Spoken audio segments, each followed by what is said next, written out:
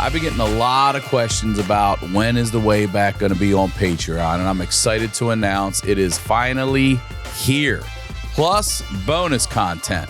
Right now, for just $5, you get the Honeydew a day early, you get it ad-free, and you get a full bonus episode of the Honeydew with Y'all where listeners highlight their lowlights, and it's going to stay that way. $5. And for just $3 more, you're also going to get the way back a day early and ad-free, but that's not all. You'll get exclusive bonus content with the guest, some fun segments, maybe some games, and we'd love to get you guys involved, and that's all for only $3 more. And there's no censorship on any of the Patreon episodes. Subscribe now.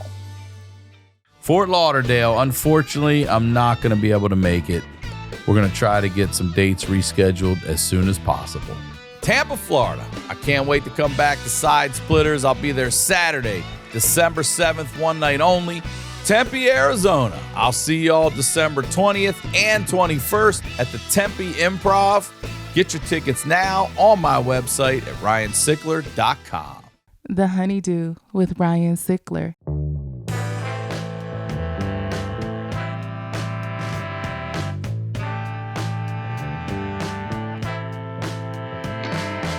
Welcome back to the Honeydew, y'all. We're over here doing it in the Night Pants Studios. I'm Ryan Sickler, ryansickler.com, Ryan Sickler on all your social media. And I'm going to start this episode like I start them all by saying thank you. Sincerely, thank you very much for supporting not only this show, but anything that I do, whether you're coming to live shows, merch, I don't care what it is. Thank you so much. And if you do want to come see a live show, tickets are on my website at ryansickler.com. And if you got to have more, then I'm telling you, you got to have the Patreon. All right. It's this show. It's the Honeydew with y'all. And every week we hear something wildly different. It is the best show on Patreon. It's $5. It's been that way since day one.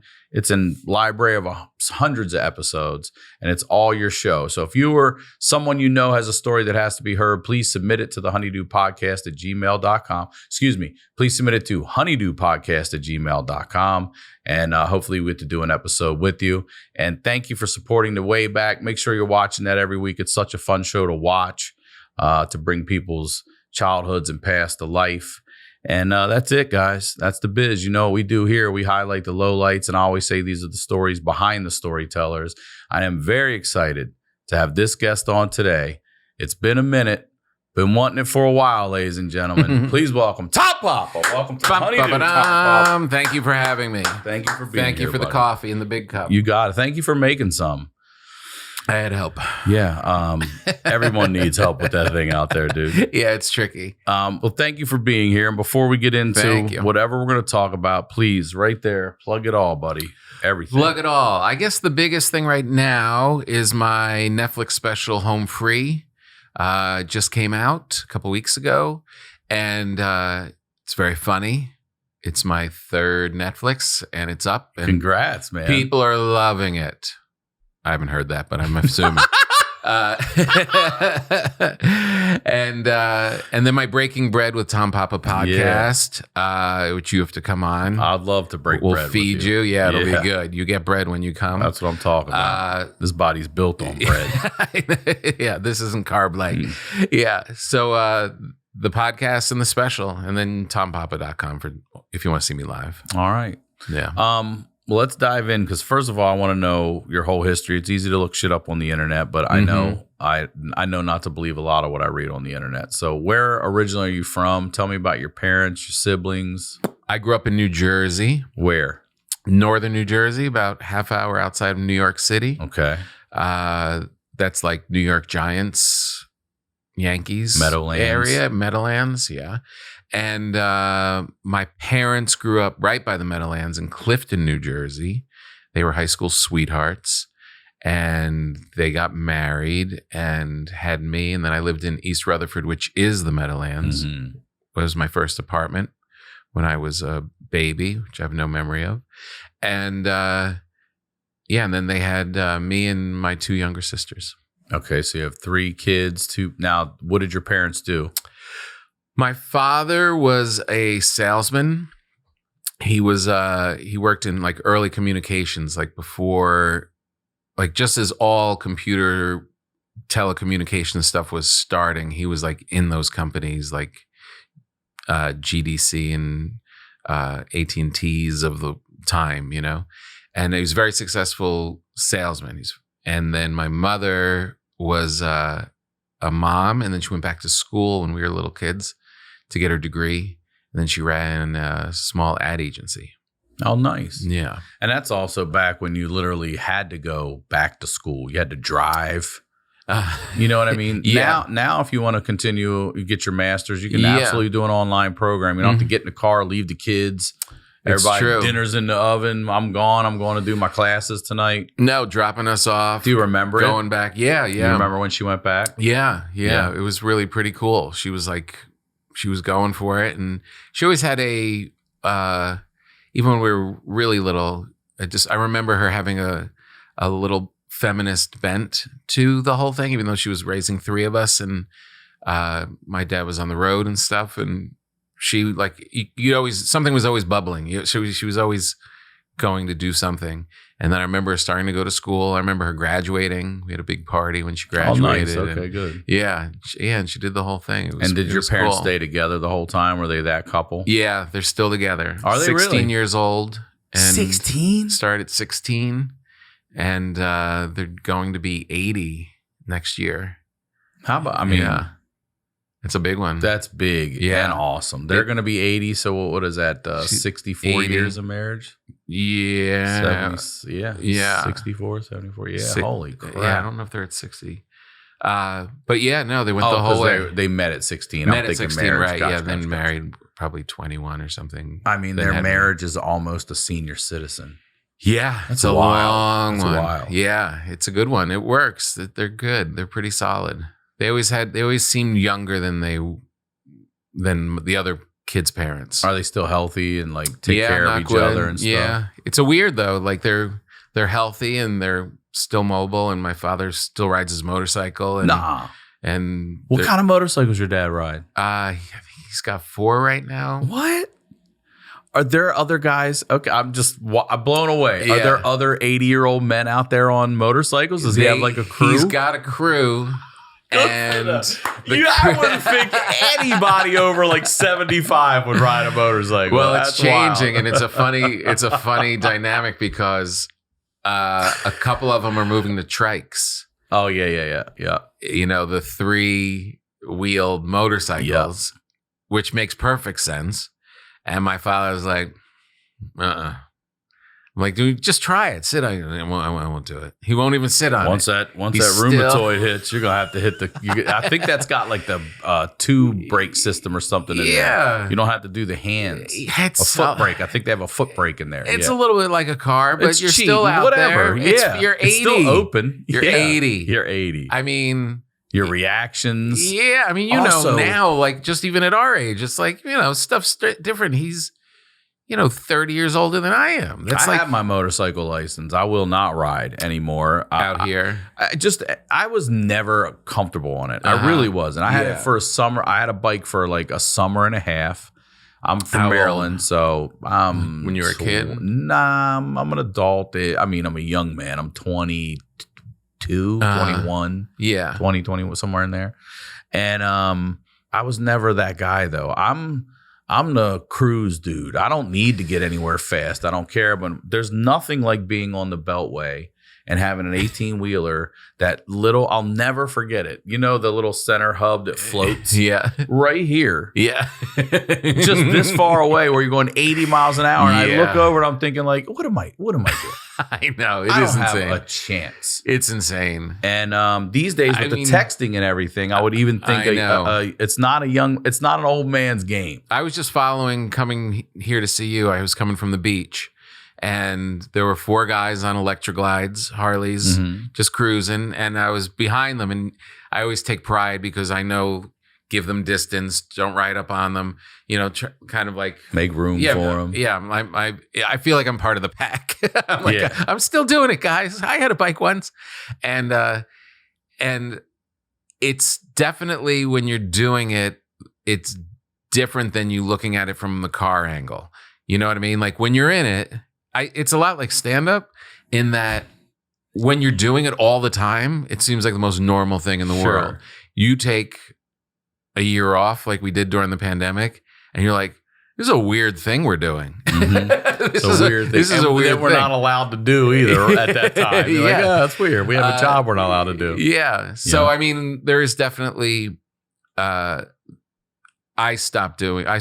I rode with him and you did with his crew and stuff for like a long time. And when I had my first daughter, and it was right at the time my career was starting to get some footing, and my daughter was born, and it was like, and I moved to LA, and I was like, I just gave my bikes to my nephews. That's nice. And I haven't been on a bike since. And I miss it. There's a lot of great things about it, but the hairiest ride he ever had was getting his friend's bike from San Diego and coming up to see me in LA. And my mother and my father got off that bike at my house, and they were frazzled. Wait, she was on the back the whole way? Oh, fuck. Yeah, they've done like the whole world together on the back. Your mom's so your mom's like they would go to Europe passenger. And yeah, like she really knows how to ride back there. Yeah, she has. They'll do small rides now, but yeah, it's you get older. There's stuff they pulled into like a town and. They just kind of like tipped over, like in traffic in like a little New England town. They just kind of like, what I'm worried about. Just just not putting your feet. I did that once when my wife and I went cross country on my bike, and we were just so tired. And we pulled into the Days Inn, and she was going to go check us into the hotel, and she got off the bike and went in, and I just sat there, put my feet on the pegs, and then realized, no, my feet should be on the ground. Boom. And I fell over. You're just tired. And, when you're tired and pushing 80, hopefully he'll get a trike. I hope so. Yeah. But he's got 4 bikes now. He's got an Electra Glide, a VMAX, and a BMW and something else. I mean, I was just so young and dumb. And I knew better, too. I had an FZ600, a Yamaha. It was like a year before they made the FZR. Mm-hmm. It was just a fast fucking rocket. Yeah. And I'm coming back from Ocean City, Maryland. You probably know it. And I'm going across the Chesapeake Bay Bridge, which is voted the scariest bridge in the U.S. It is. And I believe it. Pouring down rain. Oh, no. And as I'm already through the toll, and I'm like, fuck, and I mean torrential, and I am driving across that bridge and hitting those grates where it's like, I'm and like, it's windy. It's windy. It's super windy. And I'm like, oh my God, never again. I killed a flamingo or like a crane. I was going to see the Grateful Dead when I was in college with my buddies, and we're doing the Chesapeake Bay Bridge tunnel, tunnel. And we went through the tunnel and we came out to go up to the bridge, and there was a crane, like long neck, long legs, caught in the wind. He just could not get its bearings, and I can't go this way, and there's cars coming. I can't go that way, so we just screamed for the bird, and he came and just like hit the windshield and broke my rear view mirror. And I remember it clear as day looking in my rear view mirror and just seeing this bird like in all different, just, oh. And it didn't make you wreck or anything? No, a bird's pretty light. Yeah. It's not like hitting a deer, but it was big. Like it was a 6 foot long in all directions thing. But that is nasty. Being on a bike on that, forget it. Forget it.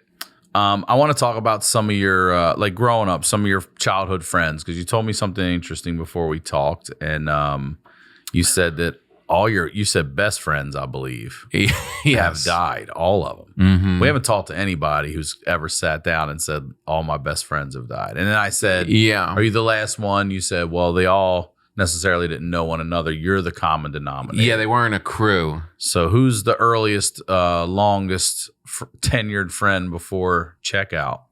When we were 14 going on to 15.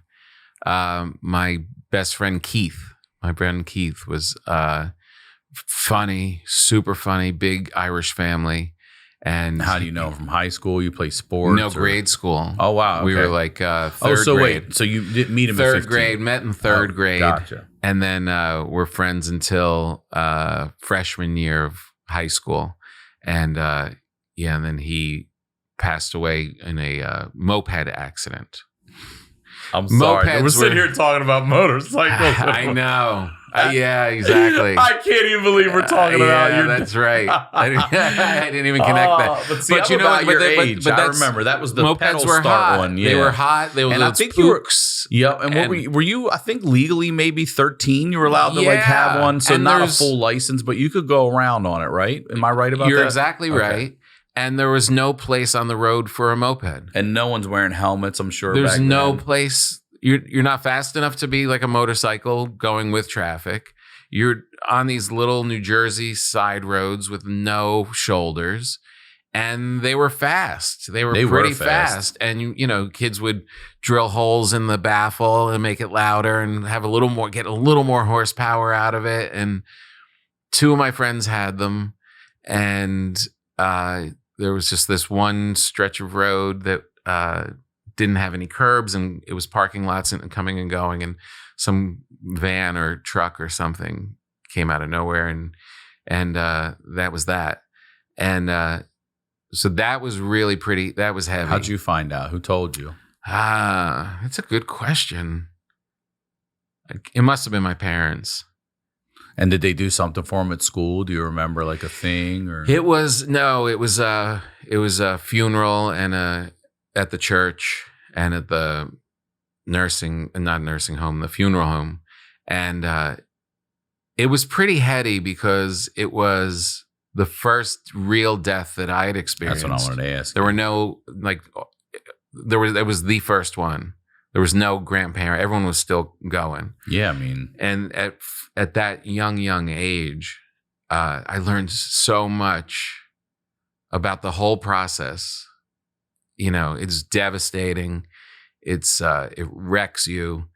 But then all that stuff about people's fake grief at the funeral, because it was almost like a happening, because it was a kid, you know, so people came in, watching how adults dealt with it, watching how my parents dealt with it. It was very, I was very observant about the whole process. It was really, really heavy.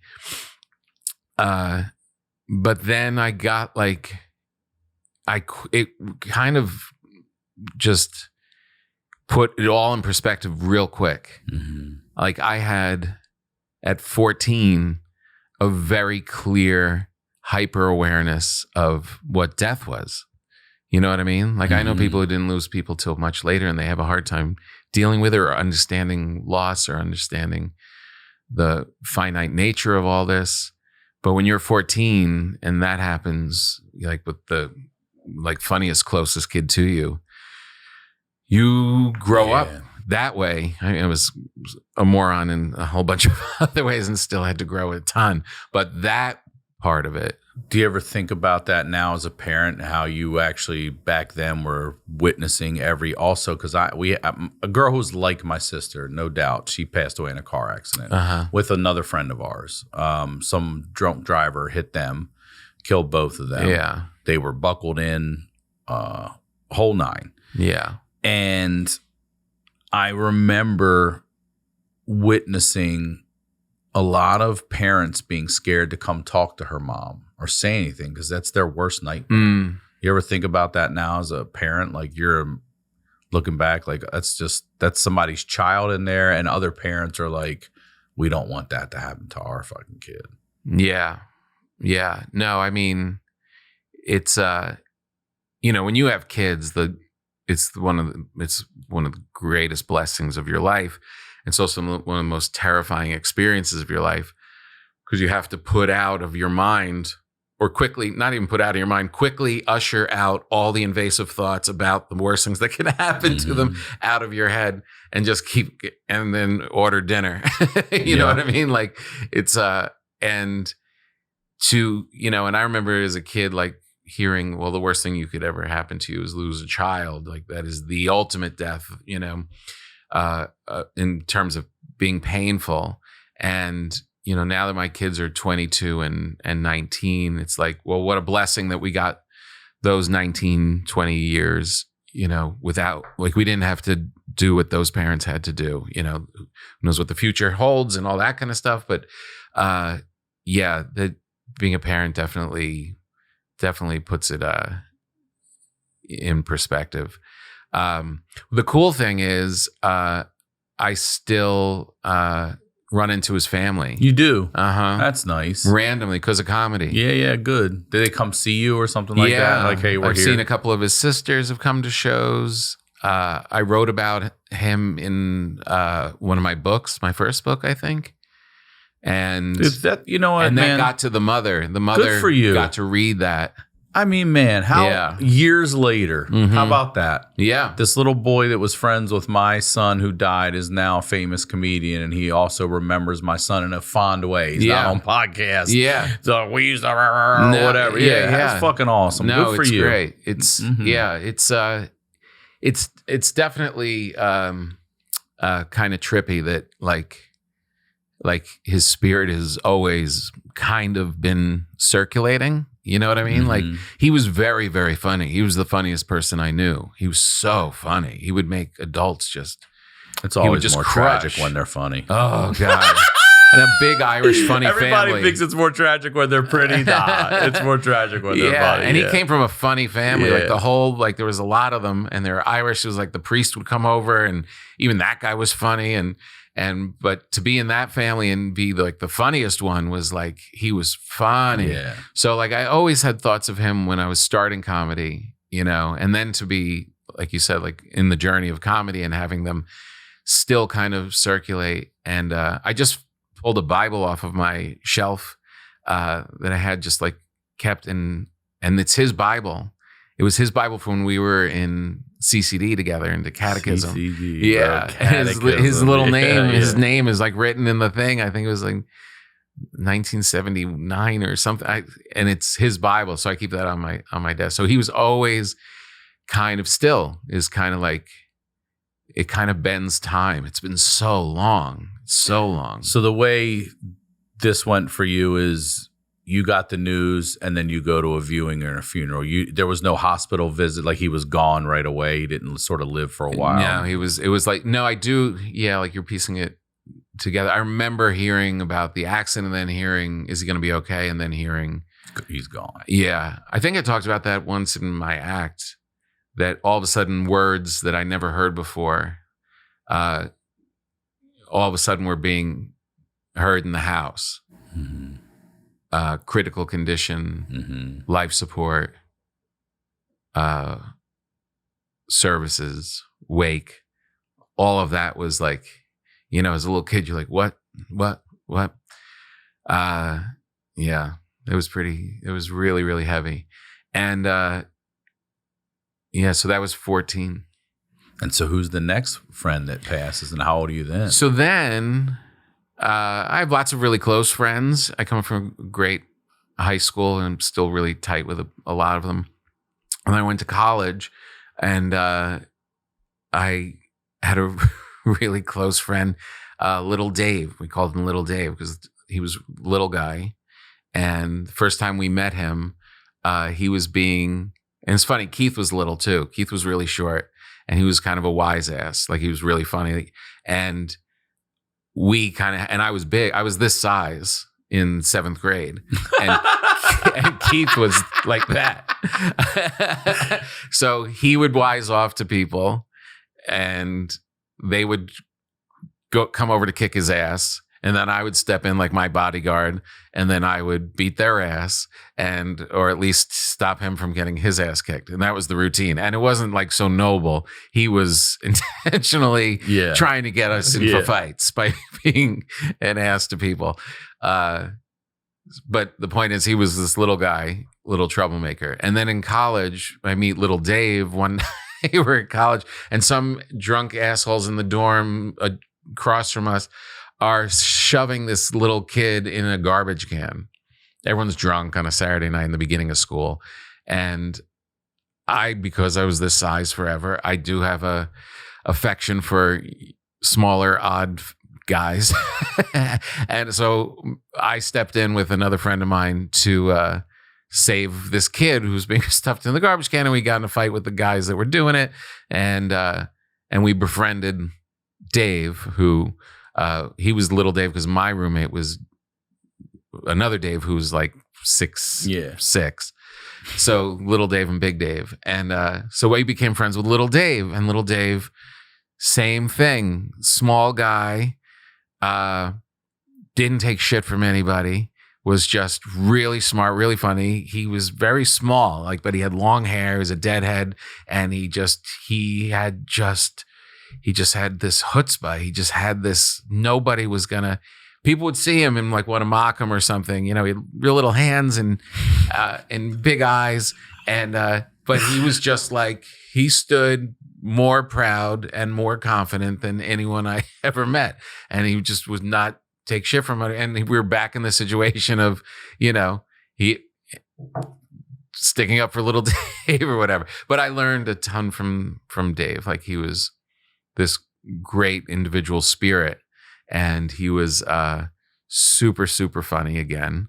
And he was just his own person and really cutting. He as funny as that little description is of him, he was the coolest of us.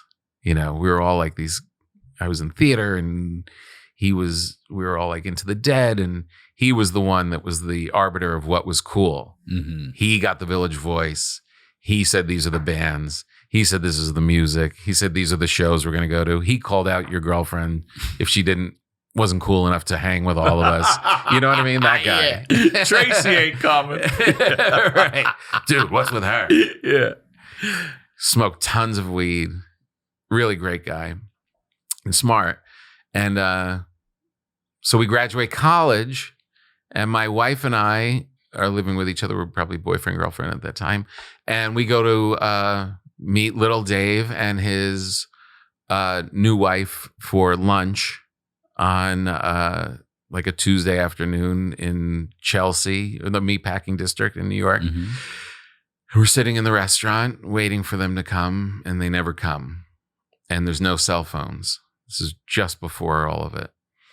And he had a stroke in the middle of the night. He had a heart condition, which we didn't know. 21? 21. Married, girlfriend, wife pregnant. Oh. And he just, in the middle of the night, got up, didn't feel right, couldn't hear, and went to the hospital. And it was the same thing. I had a girlfriend's father who passed, and from a stroke after a heart surgery. And it's so fun. You once those terms hit you, you're stroke, what's not moving, brain is swelling. Can you stop it before it? All those indicators. Same story as my friend who lost her father, my girlfriend who lost her father. And then by the next day, he was gone. And how long, do you remember how long you're sitting there and waiting before you decide something's wrong or they're not coming? At the restaurant? Yeah. And how an hour? Really? Yeah. And when do you find out? You leave, and then we leave. You got to go home to call from the phone that's connected to the wall. And that's when you find out. There's no text. There's no almost there. Hey, we're not coming. Last thing they happened overnight. The last thing on his wife's mind was lunch plans. Mm. It was, let's try and keep Dave alive. And it went quick. It went really quick. Damn. Yeah. Terrible. And there's so many, even just telling you, I always say, all my best friends died, but the similarities with Dave and Keith were it's pretty profound. It really is pretty. And maybe it was, sometimes you lose I know people who've lost their father when they were young, and you kind of gravitate towards older men, to have conversations and stuff. So maybe I had an affection for Little Dave because of Keith in a way, And these are the first two significant deaths in your life, and they happen to be back to back and young. Mm. We also had this weird thing in our high school where we lost a lot of kids in our class. From what? Drowning, suicide. Wow. Car accident. It was it became a thing where all of us were what's going, like it was too much. My daughter actually had it with her class. And it's so funny because they lost kids like through different accidents and whatever. And they were like, are we cursed and all that? And I could tell her I went through the same thing with my class, and it doesn't register when you're a young person. It doesn't. Like I know exactly where she's at. I know exactly what they're dealing with, but it's when you're young, it's just like you don't get it, you know. I'll never forget a teacher told us one time. It was ninth grade. He introduced himself, and then he talked to us, and he was like, "Listen, I'm going to tell you right now. I've been teaching a long time. I don't know why he ever said this." And he's like, "Look around, because I promise you, by the time you graduate, not everyone's going to be here." And I'm like, Jesus Christ, bro. Like, what a way to start school. And first day. The first death, I mean, my dad died when I was 16. So I dealt with it early. But prior to that, it's a big one. My great grandmom had died, and they lived in Tyrone, Pennsylvania. And I'm a kid. I'm probably first, second grade. And I remember them taking us there. And my grandmom is great grandmom, is laid out in the parlor, like the old days where I'm like, this, you know, I'm thinking like, this dead body's in the house. Yeah. And I remember going over and being too scared to touch or doing one of these, you know. And, this is before your dad? I'm little, you know, like elementary school. And then before my dad, also ninth grade, we have a kid. I'm going to say his name because he was such a good kid. His name was Jason Shiflett. It's a great kid. Tennis player, like just one of those good students. Everyone loved him. Guys, girls, teachers, one of those kids. Yeah. And I don't know what happened, so I don't want to speak in detail. But one night, the story is that, you know, he lived in a little neighborhood, and an older kid who had his license, we're in ninth grade, so maybe a 10th or 11th grader, is driving down the street. And I don't know if he tried to like just sort of scare him a little bit or what, but the kid accidentally hit him with his car. Oh. And it was right in front of his house. And it killed the poor kid.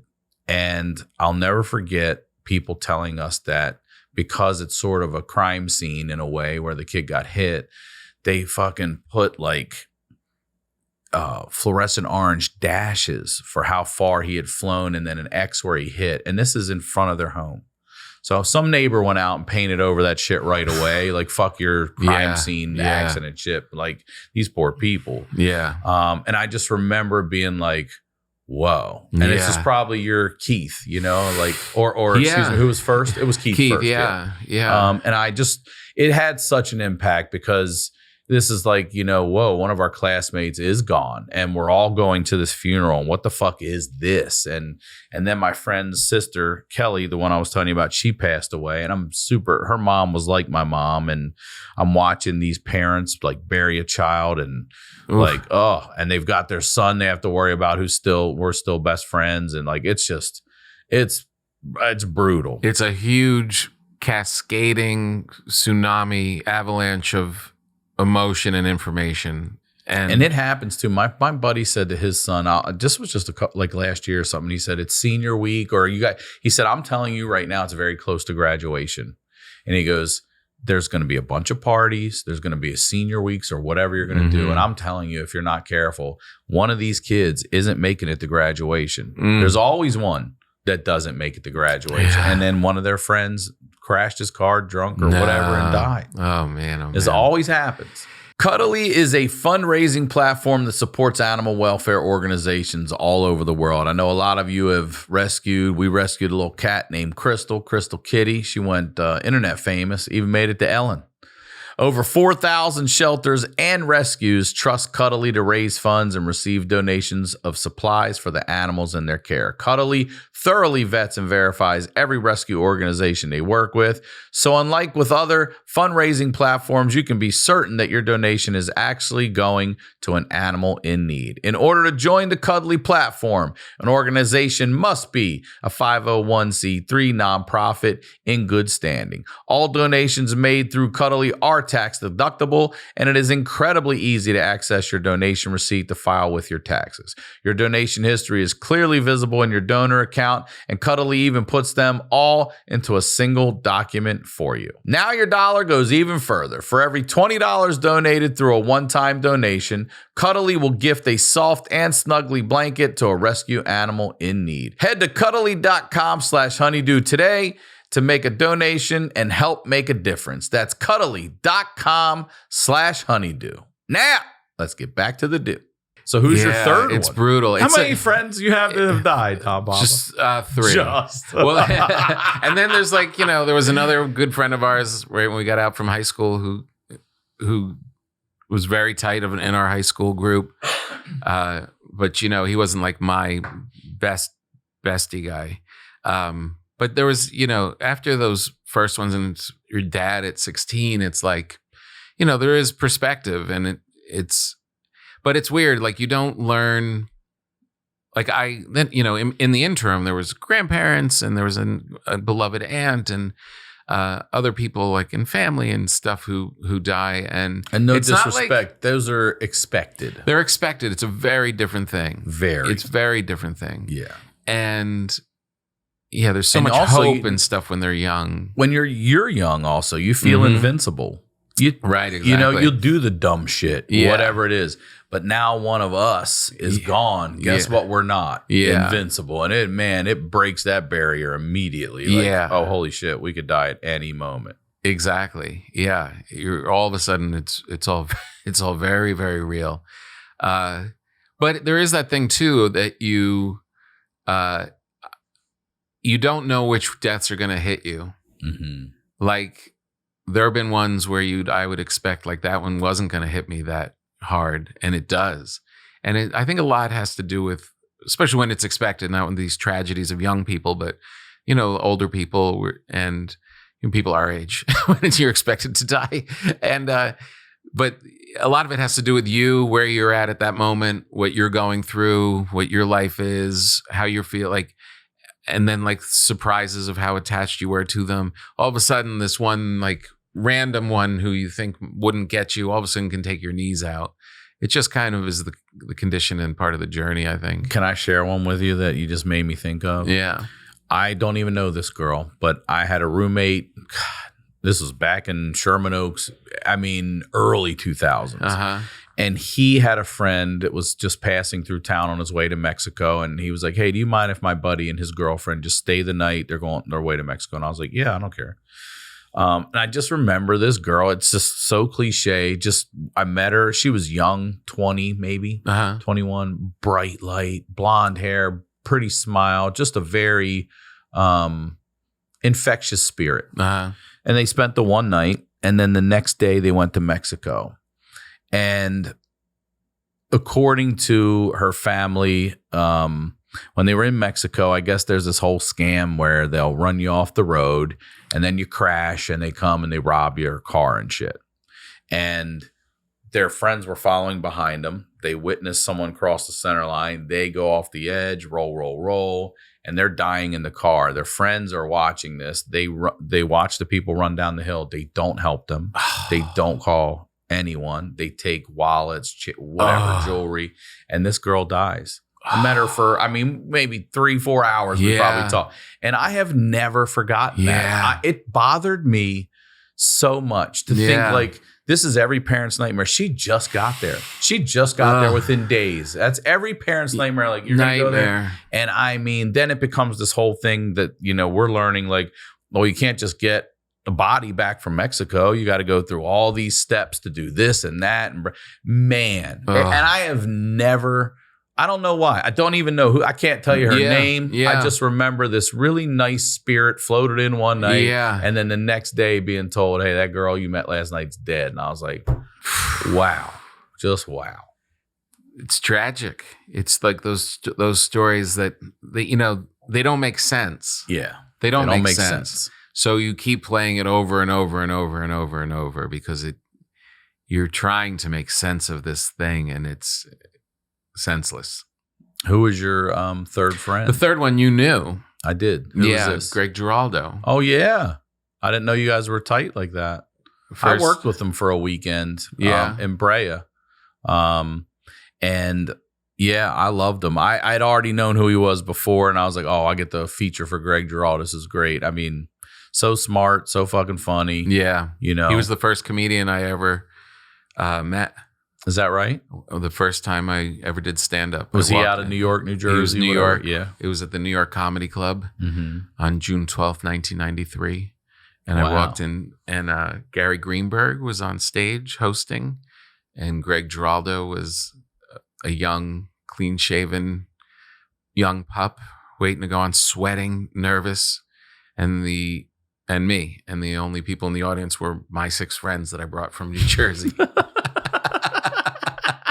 5 in the afternoon in the summer. The show, huh? Yeah, it was still sunny out. Yeah, that's the worst. It was completely thing, but we just hit it off immediately, and he was just so great.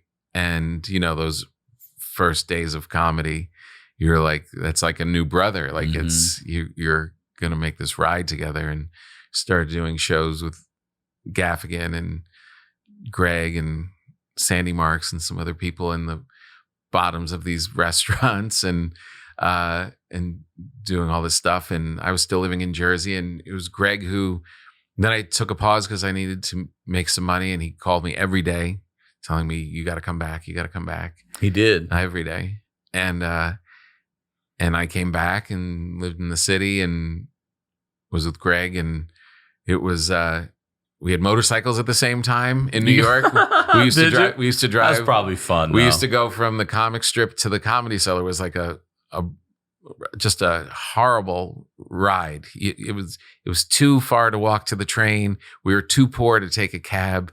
So you just had to like get with your friends or do it, or have a motorcycle. What'd you have, by the way? I had a Yamaha Virago. Okay. And so it was I felt very cool. Because I'm the same as I am now. Greg was cool. He had long hair and beard, and it's like he had a bike. I had a motorcycle.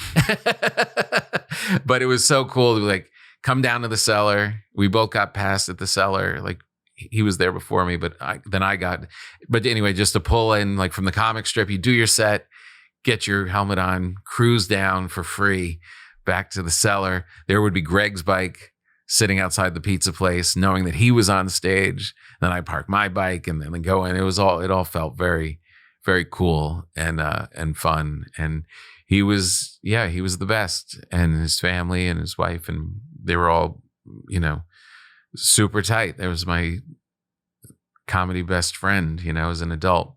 And then we know he passed in New Jersey from he was clean he was clean and sober.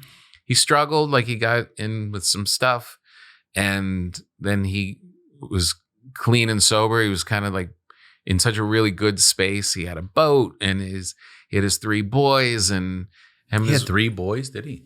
Yeah, and I just talked to his son yesterday, and his oldest one is Gregory, and he's getting into comedy. How old cool. Is he? Yeah, he's like, does 22. He look like him? A little bit. Yeah, a little bit.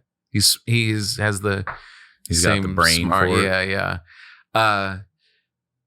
But he was doing really well, and the problem with being like the cool guys is that the cool douchey people who partied with you last time you were through town, they're excited that you're coming back to town, and that's what happened. He was at a club in New Jersey, and this couple who he had partied with before came, and they had drugs, they had opioids and coke, and partied with them. And the problem with opioids is you get high, and then you try and come down on this stuff, and you can completely go under. And he was in a hotel room and alone, and so they left. Yeah. I don't know if they were there and left or gave it to him and never went with him. I don't know what the ugly details are, but does anyone know that? I think so. Yeah. I think so. When do you find out? I find out that day. I'm in New York, and I I'm in New York. It's like 2010, 2011. And I'm working on a TV show. And we get word. And so I got in a car and Do you remember who told you? it was, by the Stress Factory. It was playing the Stress Factory. You ever play there? No, I haven't. Never in No. New Brunswick? I know where it is. Yeah, in Jersey Yeah. there. And, it was like a road gig it was a road gig close to home. Mm-hmm. It's, Chris Rock always says, don't take the hotel on a local gig. What are you doing? Go home. Yeah, I've never done that either. Go I've home. never even asked for one. On a local gig. It's an hour and 10 minutes. Just go home. You don't need the hotel. But yeah, so then raced over to the hospital and, on life support and same scenario. And here comes all the old terms. familiar terms that Yeah. fucking trigger everything you hear. Yeah, feel. exactly. So, so that one was brutal too. The good news is I don't have a best friend right now. I hope you're not shopping for one either. I'm not. If you get one, you gotta give him a heads up. Like, listen, just want to give you a warning, bro. No.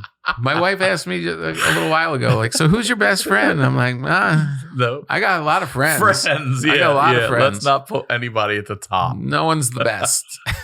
And I'm not even going to put you as, people do, like, well, my wife is my best friend or my dad is my best. Mm-hmm. No, I have a lot of friends. Yeah. And I have a wife and I have a mom and dad and kids and all that stuff. But How old are your kids now? 22 Oh, and you got adults? 19.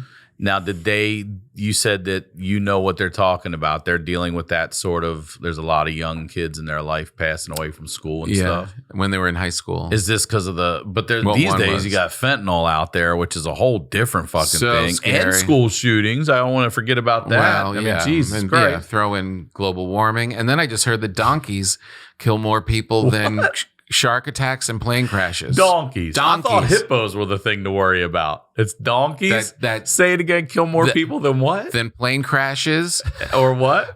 or shark attacks. Donkeys. That asshole. I'm going to look that shit That up asshole now. at the end of the farmer's market who looks like God turned him off The princess is just waiting to kill. Like as if you Just didn't have it enough to worry That's about. an interesting statistic. People get behind them too much and It's they kick horrible. or something and boom. Yeah, or maybe they eat us like lions. I don't know. Hilarious. But but you could worry about all of it or you could worry about none of it. So what do you tell them and share with them to help them through something like that?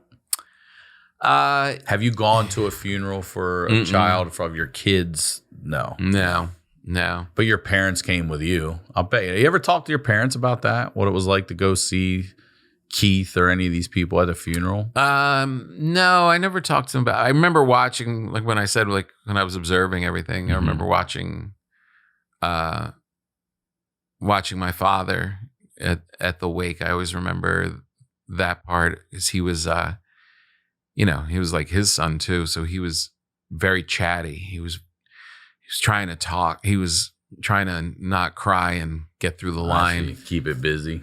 But talking, and I was like, no, not now, no. And he was like, but wanted to like, and I was just, even at that age, I was like, he's just dealing with it his way, but it was making me very uncomfortable. And he, watching The Rock in your life break down was, that's impossible. But no, I never talk about it with them, but they know like that it was like, it's still with me now. Like, it's like. Do your kids know about what you've done with Keith and his memory?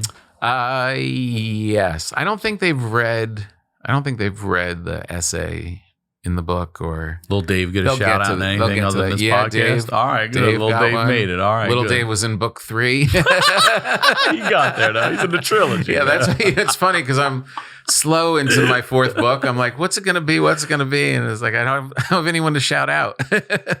I guess I could put Giraldo in it. You haven't yet? No. That's the guy. Yeah, maybe. It's weird because everyone not everyone, but a lot of people know him. Mm-hmm. You know what I mean? So I keep that one a little more private.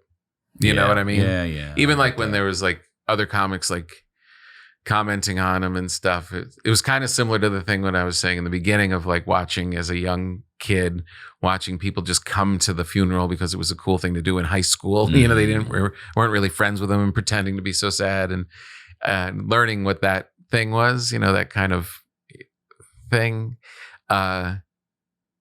It repeats itself all the time. You know, people show up at wakes. I'm sure there's like some aunts like she was never friends with him, or you know what I mean. I'm sure it always kind of happens that way. But with Greg, it was a lot of that too, because it was like I knew all of his closest friends and in comedy, and some were like on shows and like really talking about the great Greg, and I was like, dude, I know what your relationship was with him, you know. So I tend to keep that one a little bit more private because it, you know, he's public. Did I ask you this, we'll wrap up here. Did he have a good balance of like people from childhood and his youth that showed up, like good people he was still connected with? Yeah, Greg? Yeah. I say that because I remember when Brody passed, I went to his thing at the Comedy Store, and you know, his name was Stephen Brody Stevens. Right. And they brought up his little league coach and all these kids that had grown up with him first. And they all knew him and referred to him as Steven. And then, you know, it hits me too, like, oh yeah, all of us that know each other met each other later in life, even though we're this sort of whatever fraternity, or we met each other later in life. You forget that these people have passed 20 years and they're brothers with them, and like they know them better than you do. And it just was really nice to see. Not that we're not normal people, we're not, but you know what I mean? Yeah. Friends and family from you know, years gone by say, hey, no, I knew him when he was 10 and this is what he was like. I like that. Yeah, it's a mystery of life in a way that everybody is really their own thing. Everybody's on their own little journey. And as close as you are to, you know, your spouse or your kids, you really don't know all about them. You really don't. I remember watching that with my grandmother when she passed, one of my grandmothers. And it was like, we knew her as Nana, and she did this with us, and we knew about her sisters and brothers and some of those peripheral family members. But then I remember watching like, this group is from the library where she's a volunteer. Yeah, exactly. That one's from her card group that she plays within. Yeah. She bowled? When did she bowl? Who are these 8 people there? And why are all these priests in love with her? And like, you know, everybody has their own full bag of adventures that nobody else knows about. As close as you get and as much as you download everything to at the end of the day, it's too much. There's too much going on to really plug someone in, especially when they're doing the same thing and they can only retain that much. It's it's pretty interesting. Well, now I'm interested in what you're going to say to this question, but advice you would give to 16-year-old Tom Papa now after what we've talked about. The advice I would give to 16-year-old me would be, you're in it. It's not coming. You're not going to get there. You're in it. I know you see like bigger people around doing stuff. No, you're doing it. You're in it. This is prime time. Don't wait. Don't be patient. Do whatever you want to do and do it now, because it's all very fleeting. And there are people that find their vocation at 6, you know, in centuries before. People had whole careers by 16. And I know the culture is like puts off growing up and stuff, but I would say yes to 16-year-old version. No, you're in it now. Get to work. That's great. Yeah. Hey, thank you very much. I know this was a heavy topic. Thank you for sharing this. It's all right. I've talked about it a lot. Good. Not on podcasts though. Yeah. So you're exclusive, but thank you. But yeah, it's fun to talk about it.